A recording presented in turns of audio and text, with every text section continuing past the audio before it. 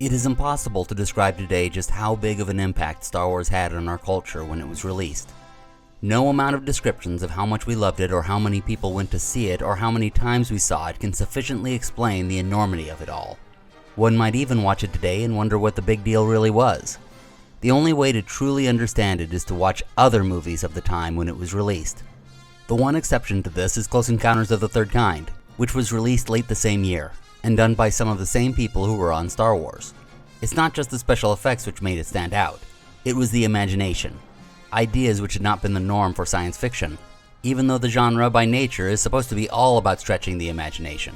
They had other cultures, other languages, even creatures talking in completely different ways from us.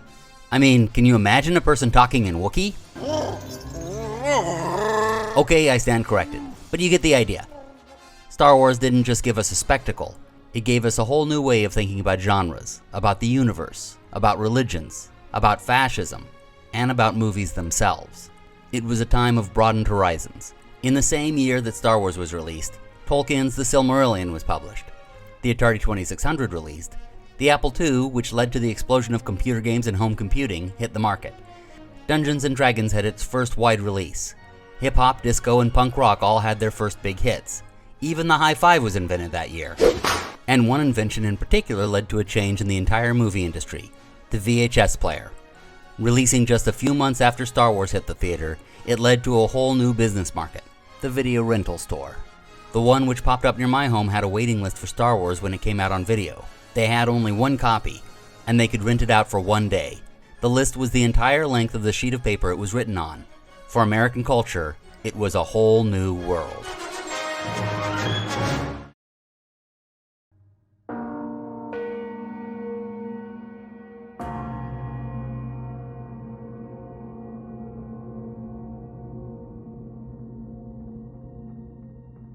Like most people of my generation, I watched Star Wars over and over.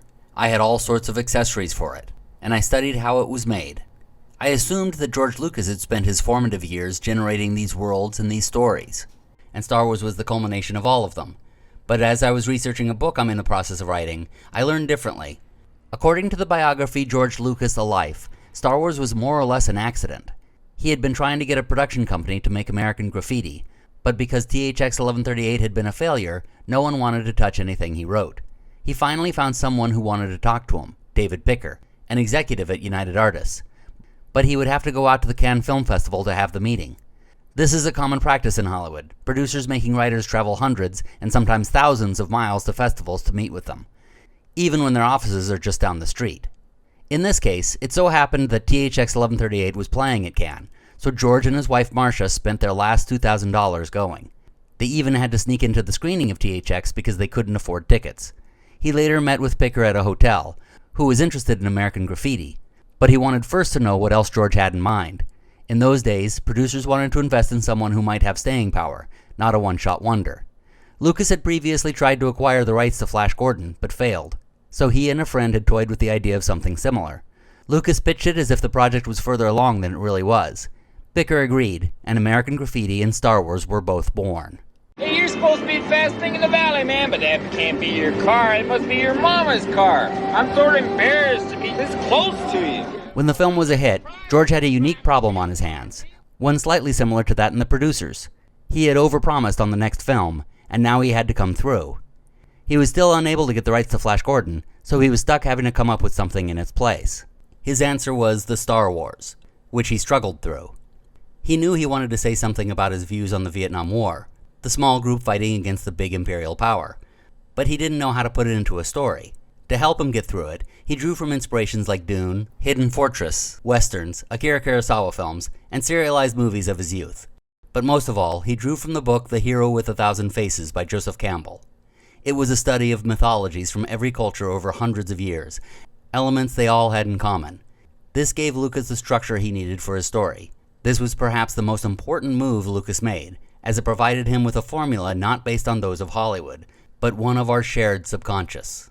Once he had his inspirations, he dove so far into the lore that he overwrote. When you look at early drafts of The Adventures of Luke Starkiller, or Journal of the Whills, or Saga 1, The Star Wars, it reads more like a series of novels than a single movie. His ideas were too big, so he had to whittle them down, and even leave more for a possible future sequel. After an infamously troubled production, the movie finally came out.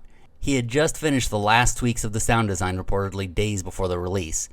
On opening day, he had gone to Hamburger Hamlet across the street from Grauman's Chinese Theater, and when he came out, he saw a crowd. He didn't realize at first it was for his own film. No one had expected it to be such a huge hit. He still didn't believe it until the following week when he was in Hawaii with Steven Spielberg, and they got the news of its staying power. We're now almost 50 years after it, and its success seems obvious to us. But I find the period when it was not so obvious to be fascinating, along with the things which made it successful, and elements of the movie itself. So let's get into it. Before the movie begins, we see Lucas's influence. In earlier years, 20th Century had included a fanfare during their logo.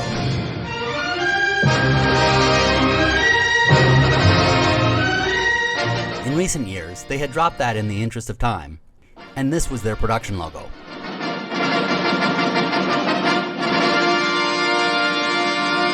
Lucas wanted Star Wars to ring in the return of the epic, so he told them to bring back the fanfare. Then John Williams put the soundtrack in the same key.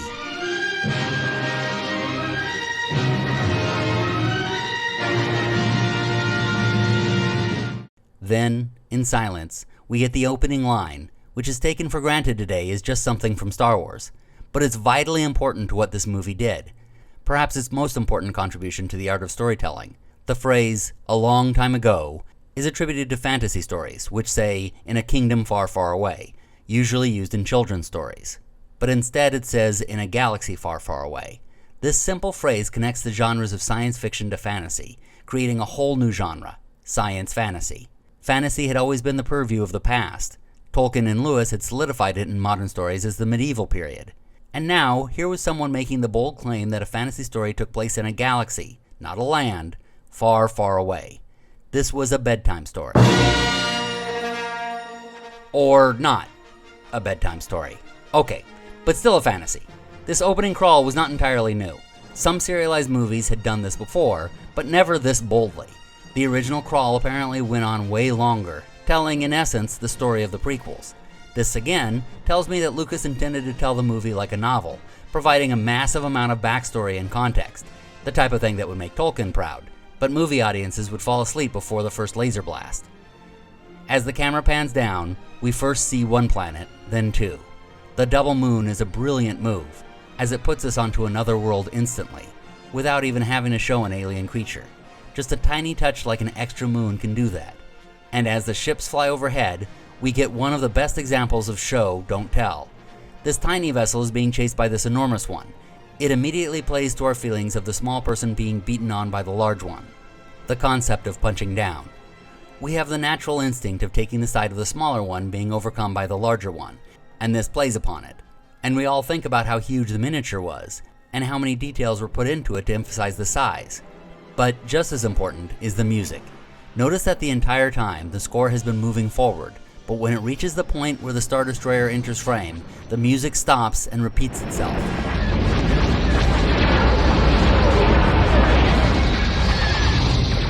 It's like a person talking, but then says, wait for it, hold, hold. Hold! Hold! Wait for it, wait for it, wait for it. And then, finally, the music can continue. This provides a subliminal feeling to the audience which adds to the imagery that makes the Imperial ship feel so much bigger. Jumping into the chase ship, we are immediately introduced to characters who look completely foreign to us. One of them doesn't even speak like us. It's throwing us into the deep end of this complete other galaxy. Yeah, there are human-looking people, but the characters we're following are the ones we have nothing in common with. One of them doesn't even speak. It's just beeping. In thinking about it, this makes no sense. You have a civilization with technology that can fly from star to star, but you can't put a translator directly onto a droid. And I'm sure there's some Wikipedia page that explains it all. Shut up. That's not the point. This was done to emphasize something that stretches throughout the series, the diversity of species. Not everyone and everything communicates or even thinks like you do. As the stormtroopers press their way into the ship, I'd like to point out something I've always found odd in the original series, especially the first movie. Notice the laser blasts bouncing off the ceilings and the walls. I find that interesting and a little funny. Now I think is a good time to mention how well this movie matches with Rogue One.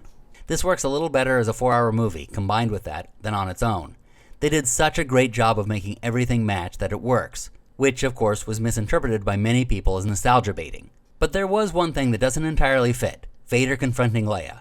Before Rogue One came out, it looked like they suspected Leia as receiving distant transmissions, but in Rogue One, he literally sees the ship pull away. So this confrontation comes across like a person who stole from a store shelf, then holds the item behind her back when confronted and says, "I don't have anything, and you can't prove it." Now, the conversation should probably go more like this.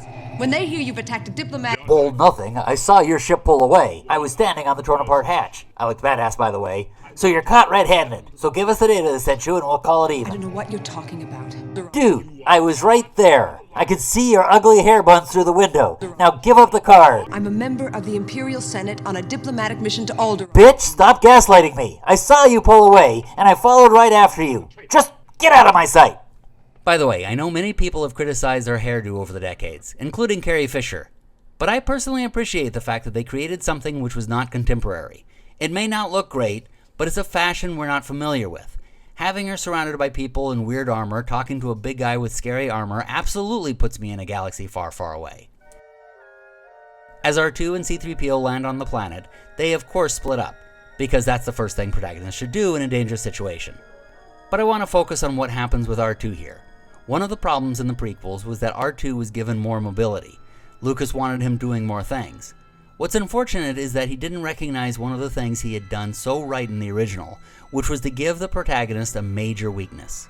A lot of storytellers are so obsessed with making their characters strong, empowered, and powerful that they forget that it's their weaknesses that get us so engaged.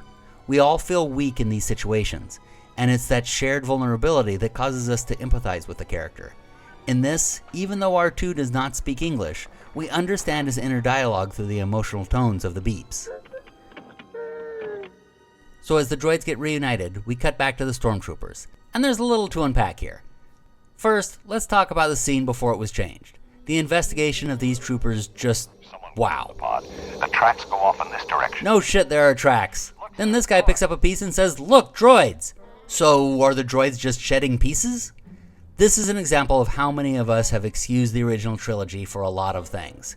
I'm not going to name every one as we come upon them, but I think we should all remember them as we criticize movies like Rogue One. The originals were not without sin.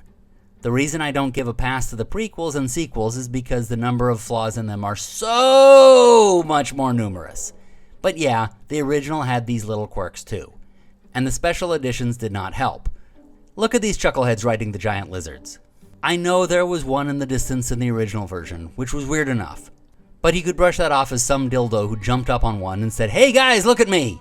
But to have a couple of them riding the monsters, it's just, what the hell? You're a galactic empire. You've got fast, effective vehicles. And you're riding the local animals like a freaking Yahoo at a dude bar. Anyway, I really want to give Lucas credit for the creativity of the Jawas as a species, their huge vehicles, and the droids. However, he was really inconsistent on their sizes. Most of them are really short, but some of them are average human size. I've just never really understood this. And then we have the introduction to our main hero of the movie, Luke Skywalker. More than 15 minutes into the movie. If they were made to follow the rules of screenwriting today, Lucas would have had only 5 minutes to get him on a ship and onto his adventure. Thank God they didn't have such strict rules of coverage at the time. When they pick R5 instead of R2, it's a good moment of tension, where we wonder if the droids will be split up again. It also allows for the setup of what the restraining bolt does. Although there is this editing mistake here, where we cut back to R2 and see R5 in the background. It's the kind of thing you excuse when you know the budget and time constraints Lucas was dealing with at the time. But considering the fact that he was able to fix things digitally 20 years later, and he didn't fix things like this, I'm going to get more into that later. But it's one of the problems with the re-release. Also, is it just me, or is one of the Jawas saying, "I must love you too"? Are we just missing a Jawa love story? As Luke goes up to watch the sunset, yes, it's a moment of reflection, but also everything in the setting and what he is looking at is a way of signaling that far distant universe again. 2 suns, but also the domed buildings, the strange looking structures, the unique outfit. Everything is there to soak us into this faraway world.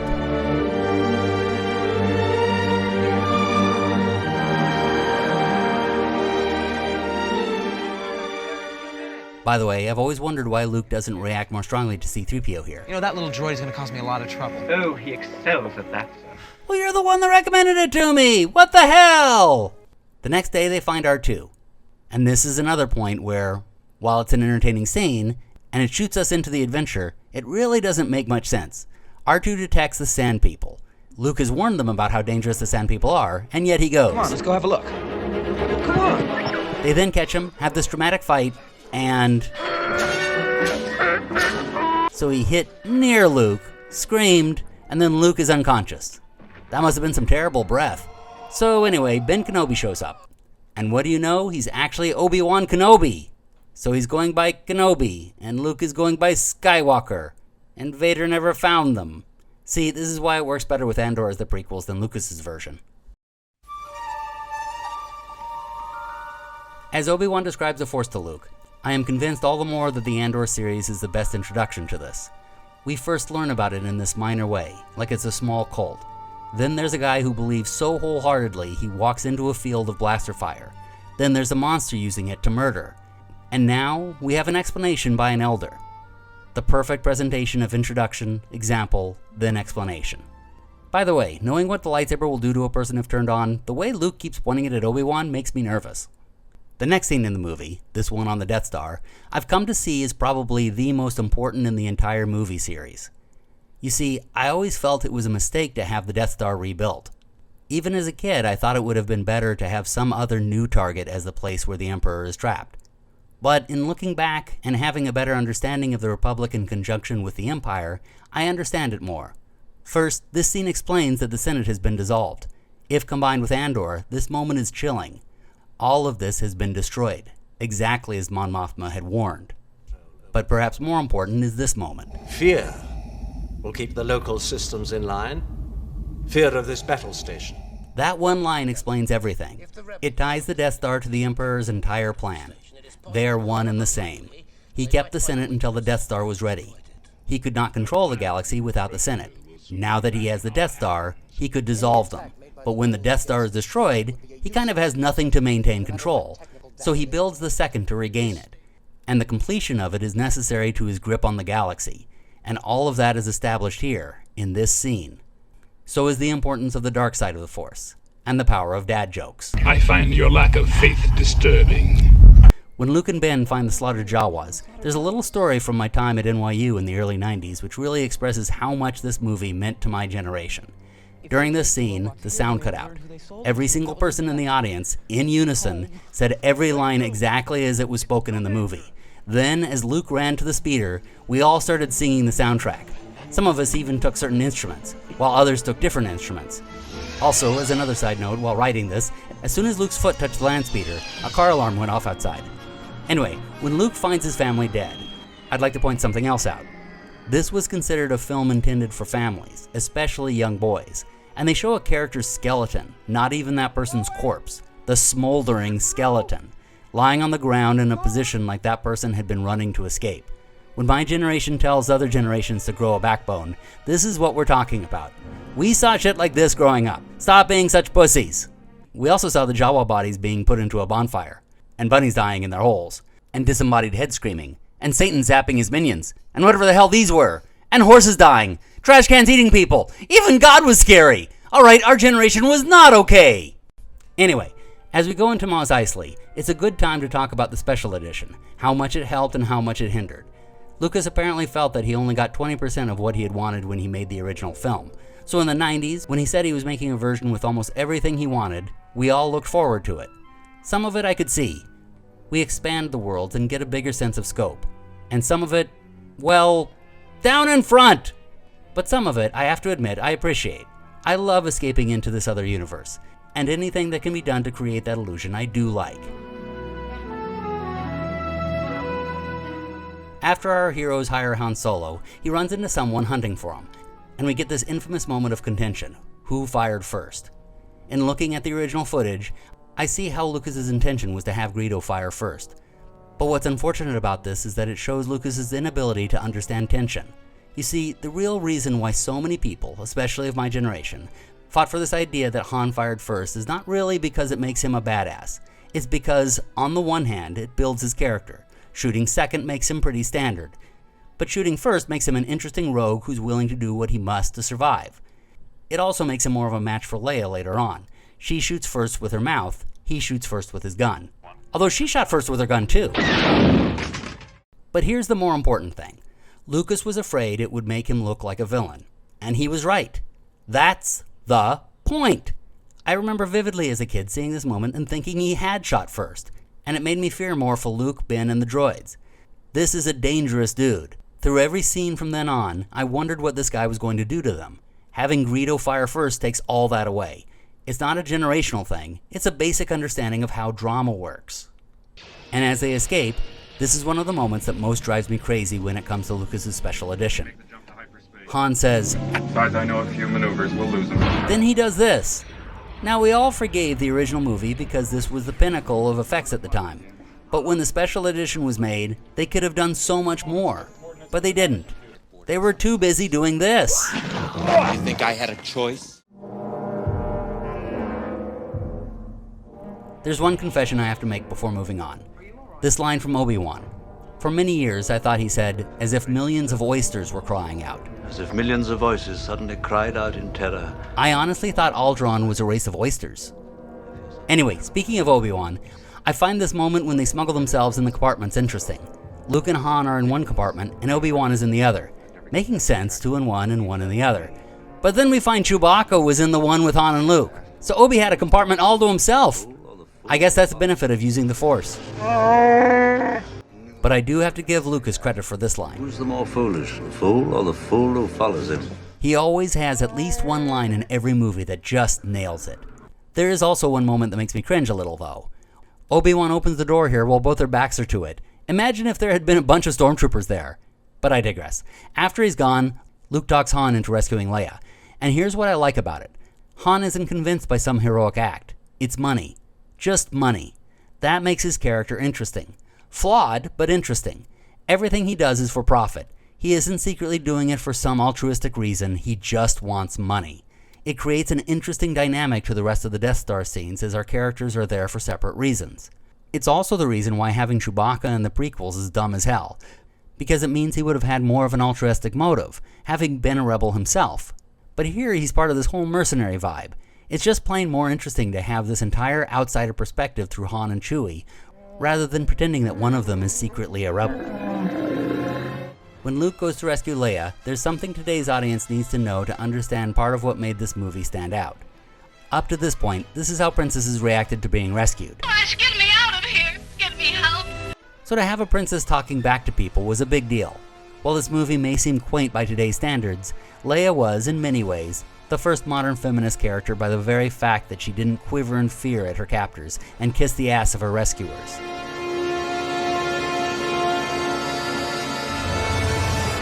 When they go into the garbage chute, it is a bit odd that the stormtroopers don't notice the blasted grating and just start shooting down at them from above, but instead they have this underwater monster.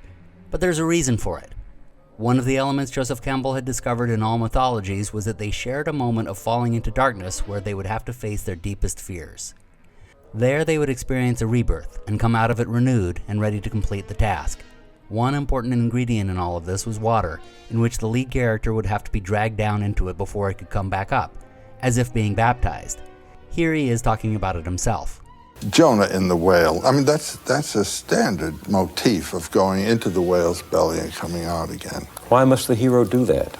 The whale represents the personification, you might say, of all that is in the unconscious. Water is the unconscious.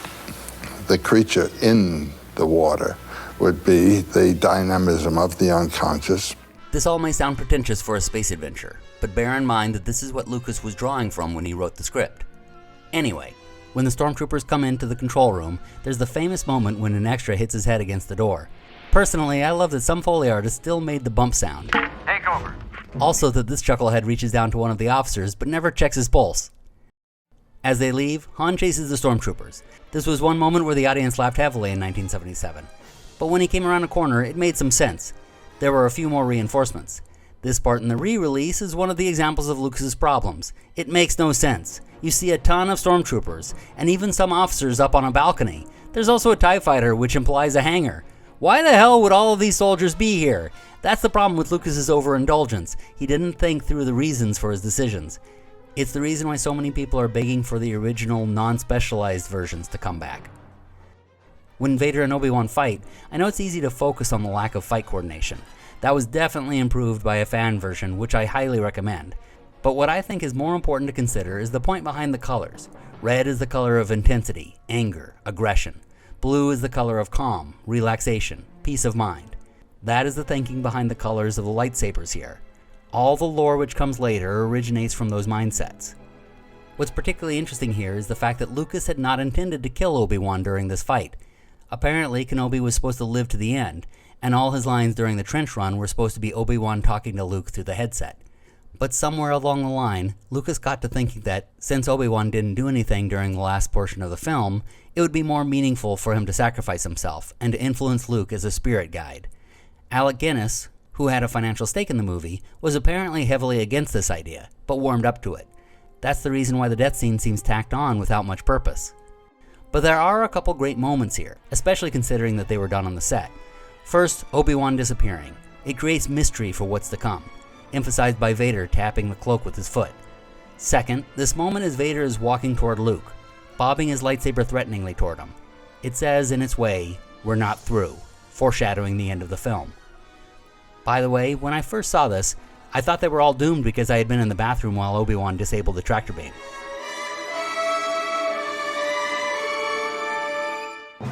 As they fly away and the TIE fighters chase them, this battle scene reminds me of something that wasn't a big deal to me at the time, but today sort of blows my mind, and it may be part of the secret of Star Wars success. So many of the spaceship battles were made to look like World War II footage, and there were real World War II veterans in the audience. This movie came out only 32 years after that war ended. Most soldiers and pilots were in their 20s during it. That means they were in their 50s when this movie was released. Imagine having actually flown on missions like this, then watched a movie like this. Even the TIEs themselves were designed to sound like German Stuka dive bombers, which had a distinctive roar to them intended to strike fear into their targets.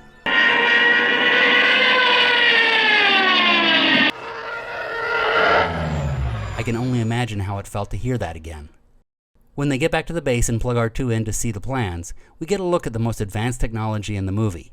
Yep, this wire frame of the Death Star would ultimately be the most futuristic achievement of the movie's special effects. It's one of the first uses of computer graphics, and it was a precursor to how future movies would be made. It was made by a young digital artist at the University of Illinois. In fact, most of the people who worked on the special effects were shockingly young. What Lucas wanted to do with this movie could not be done with conventional methods, so he needed people who were imaginative enough to come up with new methods to bring his vision to life. There was a whole subculture of people who were into special effects, and they loved to experiment. Most of them weren't even in the film industry, but they were good with machinery and liked to tinker with them in new ways.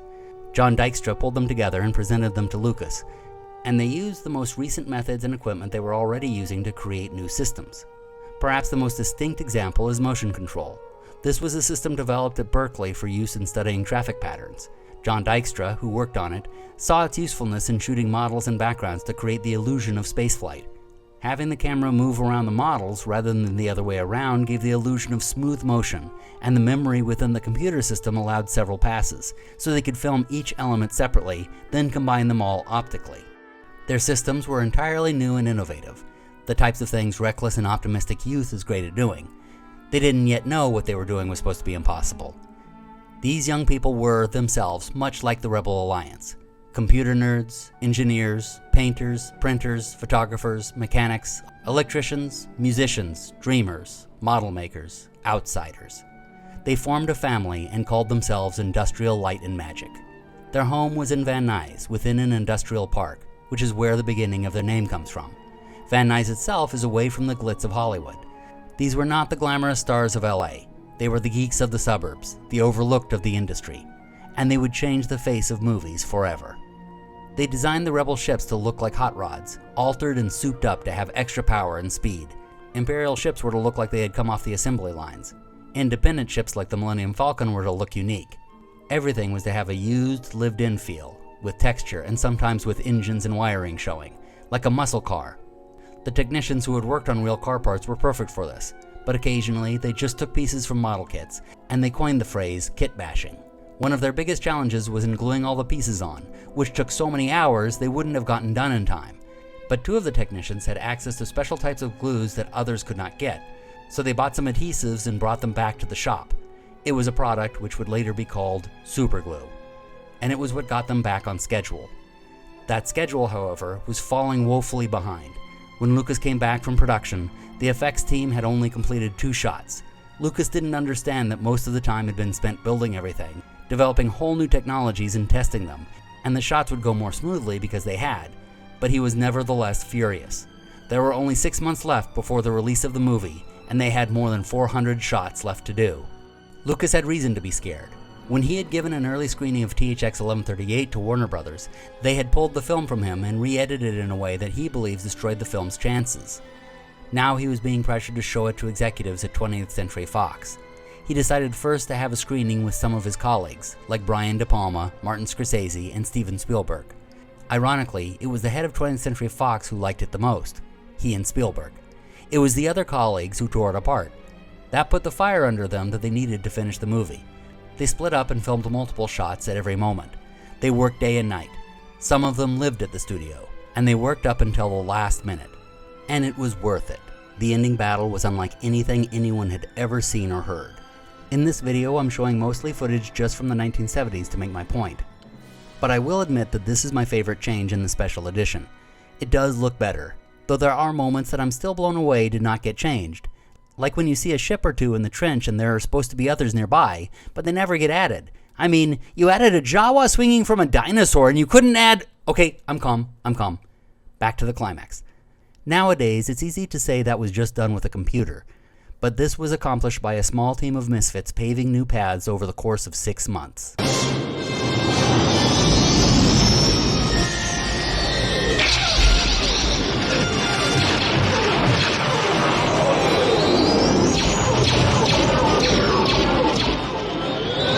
They had to work closely with editors at the time, who were not cutting video images on a computer like today. They had to cut real film, keep track of every shot, even individual frames, and splice them together to make scenes. I know the difficulty. I've done it myself. I can't imagine having to do it while teams of effects artists are running in new footage every day. They earned that Academy Award. With them was Marcia Lucas, who deserves enormous credit for understanding her husband's vision enough to communicate it to everyone else. I think she really was his interpreter. She's also the reason why the Death Star is near Yavin. Lucas had written and shot the entire movie with the Death Star being far out in space, and the rebels have flown out to destroy it. Marcia pointed out how little immediate tension there was. Even if the rebels failed, the base could be moved and they could try again later. Having the Death Star there, at Yavin, ready to destroy the moon, was Marcia's idea, and the entire sequence was put together in effects and editing. Shots like this one had been originally intended as the characters worrying about the pilots. Post-production recorded a voice telling them the Death Star was nearing. The effects put in a graphic of the Death Star getting close, and the editors cut to a worried look on the characters' faces. Well, not 3PO's. It always looks worried. You get a hint of it when Tarkin says, "You may fire when ready." Notice that it's the exact same sound cue as before, when Leia was with them. "You may fire when ready." They just copied it and placed it here as well. One of the elements they put in which was new that often gets overlooked is the fact that we are with the pilots in the cockpit when their ships explode. It's a horrific image which, to my knowledge, had never been done before, and it puts right in our faces the tragedy that's happening. This shows just how terrifying it really would be. As they go into the trench, one might think, as I did, well, wouldn't it be better to fly above and dip down just before they're supposed to shoot? Well, first, shut up, young me! Go get a real job! And second, the reason the trench run was invented was because it gives a sense of speed. When you put something against a distant background, speed seems low. But when you race past something near, it goes fast. That's the whole reason for the trench run. It, of course, also creates a lot of tension. By the way, I always thought this guy was a dick. He tells his partner he can't leave, he doesn't guard him like he's supposed to, then he leaves when his partner is blown up. Anyway, something else I want to say about the trench is this part where the guns stop. The guns, they've stopped. I was talking earlier about the relation to World War II battles. This is reminiscent of the way bombers would be shot at by anti-air fire, but it was most chilling when the flak stopped. Flak stopped. You know what that means, boys. Keep Keep your eyes open for those fighters. Roger that, Major. Just as important as the visuals is the sound effects for the entire film were created from scratch. They wanted everything in this film to feel original, and with restrictions in budget, they had to come up with creative ways. Laser blasts, for example, were the sound of tapping on wires. The lightsaber effects were microphone feedback and hums from a projector. And the music really makes it in the end. Just as John Williams had used repetition to emphasize the size of the Star Destroyer at the beginning, he now uses it to build rising tension. And as the tension mounts, the music becomes not only faster, but also the notes go downward, giving the feel of falling into an abyss. R2 trying to increase the power. When it becomes just Luke, the music gains a renewed sense of determination. Hang on, R2. But then comes Ben's voice, and the music calms. There becomes this strange moment of tranquility, like the chaos of the battle has just faded away. Let go. It's that ethereal feel of spirituality. Then back to determination. His computer's off. That determined music switches to a minor key when R2 is shot, and the Death Star gets the base in its sights. This is the perfect example of tension rising to its height.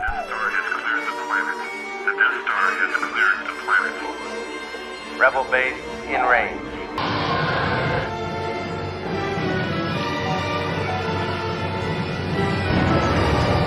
Then, the element we forgot about comes into play. And this is one moment I can tell you about from watching the movie in 1977. I remember bits and pieces, mostly where people laughed. But this moment here, where Han comes back for his buddy, I'm telling you, the roar of the audience was deafening. I have been to football games where a touchdown was scored and the cheering was less raucous than this. This is how you please a crowd.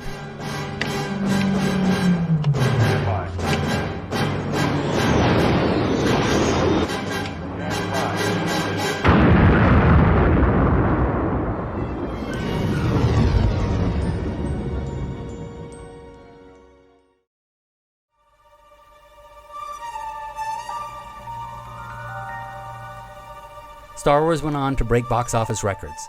People bragged about how many times they had gone to see the movie. It changed the film industry and helped usher in a new age of blockbusters. Toys, games, and other ancillaries would become requisite parts of any movie and would drive an entirely new kind of fan. Lucas's statement on small groups fighting a sizable empire had grown into a worldwide phenomenon, and it inspired an entire generation of filmmakers, a generation I like to call the entertainment generation. Countless shows and videos would analyze how it managed to accomplish this feat. But I think the bottom line comes down to the necessity which started it all. Lucas had not wanted to make this film. He had pulled it out of his ass so he could say he had a movie in the wings after American Graffiti. That necessity caused him to grasp for elements wherever he could find them, and he located them in some of the best media ever made. Edgy wannabes like to say that it's just a remake of The Hidden Fortress, or Dune, or just piggybacking off of Joseph Campbell.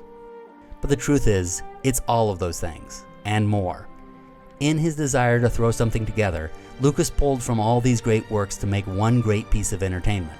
It's basically a best-of album of our cultural identity. And I think that's why it's been such a priority for him to inspire others to create. Fanfiction basically started off of Star Wars.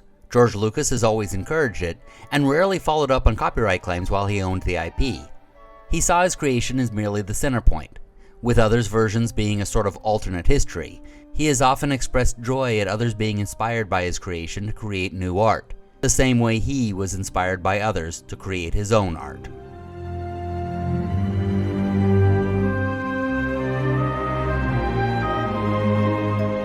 This has been part 10 of a 12-part series covering the Star Wars.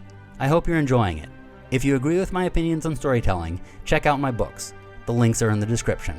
While Relic Worlds is the closest thing to Star Wars, I'd like to recommend instead Dirty Old War, Tales from Vietnam, since Lucas had intended Star Wars to be a statement on that war. It's a collection of stories from people who were there during the conflict. And also, if you want to support my work directly here on YouTube, consider supporting me on Buy Me a Coffee. The link for that is also in the description. I'll be back next month with Empire Strikes Back. And if that seems like a long time, remember that back in the 70s we had to wait 3 years, so have some patience. Thank you all for watching, and may the Force be with you.